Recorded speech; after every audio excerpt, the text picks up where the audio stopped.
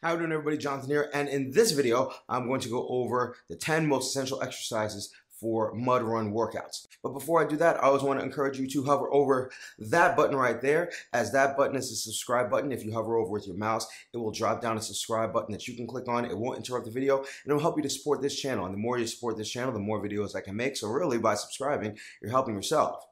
If you're already a subscriber, I first and foremost just want to thank you for your support. You can continue to keep the movement going by sharing this video using any one of these icons with your social media, or you can click on any one of these two icons over here if you need help with any of my tools to further improve your business. Now, onto the business at hand. Let us talk about the 10 exercises that I think will be most beneficial for you to practice to see success with your mud runs. Now, let me preface this by saying that I don't think there is a specific mud run workout per se. A toned and fit body will always do well in any kind of mud run. The great thing about mud runs, however, is that it gives the fitness industry an extra opportunity to flex its arm, so to speak, reach out to the community, and give them a reason to pay more attention to their fitness. So the average person who might not seek professional advice when it comes to their fitness will come to you if they do sign up for a mud run such as the Warrior Dash or the Spartan Race or the Tough Mudder. Your goal as a fitness professional is to impart to your client that getting in shape for one mud run is not what it's all about. You want to be fit all the time so that you can engage in all kinds of physical activity without having to cram or crunch exercises into a 4 or 5 week period. I actually did the Warrior Dash with my boot campers, and outside of doing a little bit of extra running, I didn't change my boot camp model at all, and everybody was perfectly fine. But it does help to have a little bit of a workout that's specifically geared toward, just training for the mud runs. And I've put that together for you. So I'll show you the exercises. I'll give you the order of importance of each exercise, and I'll give you the entire workout, how to implement it. And then you can do this with your clients and give me some feedback on how it works for you. Now, the number one exercise that you should engage in should be running, because a mud race is primarily going to revolve around running through some kind of obstacle course or closed course. So typically these runs are about 5 kilometers in length. I would definitely recommend being able to run 5 kilometers straight without getting completely winded, and that's if you're getting ready for a 5K race. If you're doing anything longer than that, like the Tough Mudder, which is 12 miles, I would definitely recommend being able to run 5 miles without getting completely winded, because there will be rest breaks in between. There will be water breaks, so you're not going to have to go all the way through. If you're somebody that doesn't like to run at all, like me, you may want to make use of an app called C2 5K, essentially Couch to 5K, which will give you a plan starting from no running experience all the way to a 5K to help you build your endurance to get ready for your run. The next exercise that you may want to have some familiarity with is swimming, because in most outdoor woodsy type of mud runs, there is going to be some kind of water element. Now, in a lot of cases, the water is low enough to tread, but depending on how deep you go out into the water, you may have to tread water or swim a little bit. So I definitely recommend having familiarity with swimming. And if swimming completely isn't your thing, I would always recommend that you check the website of the mud run, or when you get to the swimming obstacle of your mud run, you ask whomever is there if there's an alternative route, as there's normally an alternative route that you can take if you can't swim. It's better to be safe than sorry. The next exercise you're going to have to be well versed in is going to be the bear crawl. The bear crawl is essentially walking on your hands and on your toes with your chest parallel to the floor at a given distance. And a lot of these mud runs, you're going to have barbed wire or string overhead. And in any of the mud runs I've done, the Warrior Dash, the Tough Mudder, a Run Amok, I've always had to do at least 2 bear crawls per race. So you want to make sure that you're able to bear crawl for 10, 20 yards max, and you want to stay as low as possible. You want to be able to do this without your butt in the air, so definitely want to practice that. The number 4 exercise that you'd want to practice would be the push-up. For instance, in the Spartan Race on the baseball fields, you will have to do 20 hand release push-ups, and this will essentially require you to drop your entire body onto the floor, lift your hands off the point of contact, and then push your entire body up. Moreover, it's going to help you develop the strength that you need to maintain your upper body while you're doing your bear crawls. So if you're not doing push-ups regularly, you definitely want to progress yourself to a point where you're able to do push-ups flat on the ground. The number 5 exercise is going to be lunges, because in any woodsy type area of a mud run, you're going to have a high, long, steep incline that in most cases you aren't able to run. I remember seeing 3 such inclines in the Tough Mudder when I did in Pennsylvania, and there was no way that you were going to be able to jog up the entire incline. So the lunge will mimic the motion that you're going to be engaging in to get up that incline, even if you're basically walking. The number 6 exercise is the rope pull. Now, often when you're scaling a wall in these mud runs, they will have a rope with which you can grab as you post your feet against the wall to pull your body up. So it'd be in your best interest to be comfortable pulling a rope. Now, there are a number of variations that you can use. In the example shown, I have fixed a kettlebell to the end of a rope and then draped the rope over a high bar and had my client pull the kettlebell up to the top of the high bar and then let go to repeat. Now, you may not have access to the type of facility that I have as I run my boot camp inside of a gymnastics facility, but you could, if you were in a park, wrap this around a goalpost, you can wrap this around a tree trunk.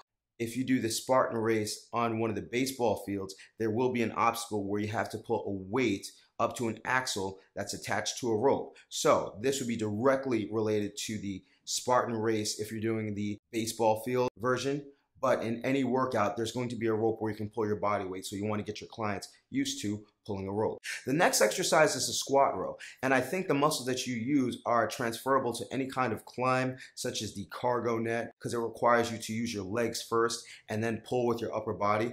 Also, it'll force your client to work on their grip strength, as you can use this with a TRX. If you're doing the Spartan race in the baseball field, they actually have a row machine, and not everybody has access to multiple ergometers or row machines. So a great way to mimic that motion is to do squat rows with your TRX. The number 8 exercise is going to be burpees, mainly because it's a great cardiovascular exercise. If you're doing the Spartan race in particular, when you miss an exercise or when you miss an obstacle, they have you do 15 to 30 burpees. So you want to be prepared, and you want to be at a point where you can at least do sets of 5, take a quick breath, another set of 5, take a quick breath, and then continue on with your run. So you may want to randomly have your clients do burpees while they're doing their run to help increase their cardiovascular as well as their anaerobic endurance. The number 9 exercise that you want to be well versed with is the farmer's walk, where essentially you have to carry weights and walk with it. If you're going to be doing the Tough Mudder, or if you're going to be doing the Spartan race, this is something you're going to come across. So you essentially just want to have your clients get used to walking with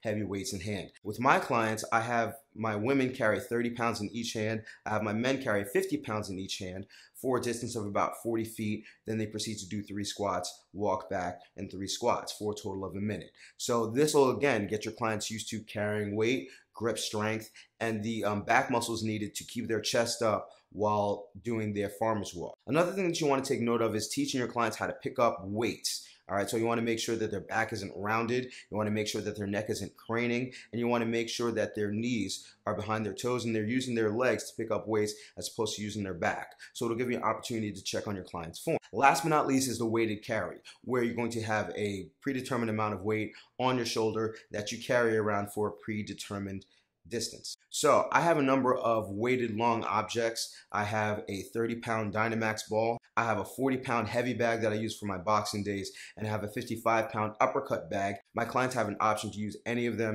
in order to do the weighted carry. And again, you want to teach your clients how to pick something up correctly with a flat back, how to use their hips to hoist up weight, and how to walk with their hips underneath their shoulders, so not putting themselves in any kind of danger as they do their log carry for the Tough Mudder or their weighted carry for the Spartan race. So those are your 10 exercises: running, swimming, lunges, bear crawls, push-ups, burpees, rope pull, squat row, farmer's walk, weighted carry.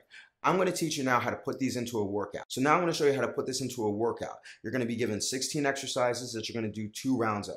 Each exercise you're going to do for 1 minute, and then you'll have 15 seconds of rest in between.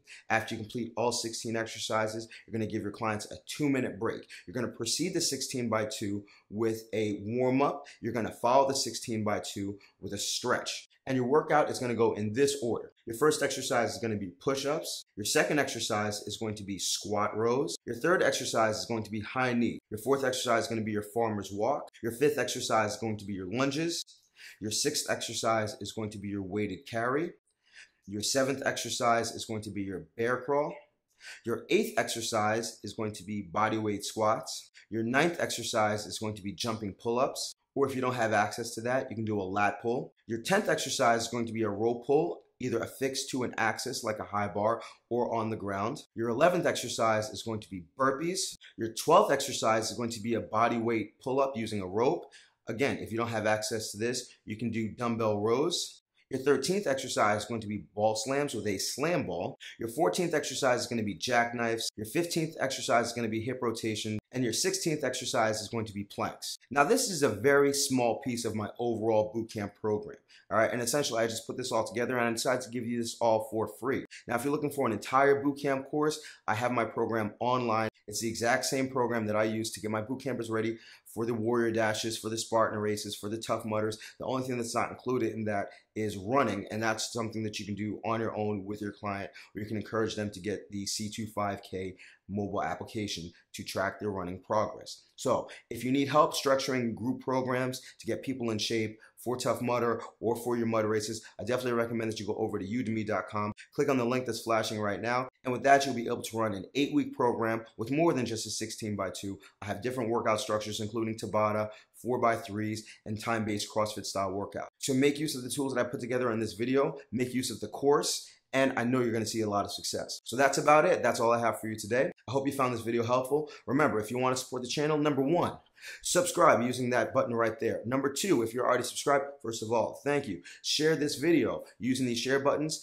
And as always, keep tuning in. New videos every Wednesday and every Sunday, 8 p.m. Eastern, or as soon as I can get them. Add me as a friend on Facebook. Follow me on Twitter. Keep me abreast with your questions. They may inspire a video. And as always, remember to eat healthy, hydrate, drive safe. Stress levels all, get rest, don't slap anybody. Love your clients, they'll love you back. I'll see you all tomorrow or the next day. And you have a good one. They have their same standing in their social circle. They may not be getting attention from their significant other. They may feel bored with their current life situation and they're looking for that change. So they decide that the one thing that they always have control over is their bodies. So they employ you, everything is going well. And then after some period of time, they tell you that they're starting to lose their motivation. So I want to give you a couple of things to address and how you can possibly save this client, because the truth is they may be halfway out the door.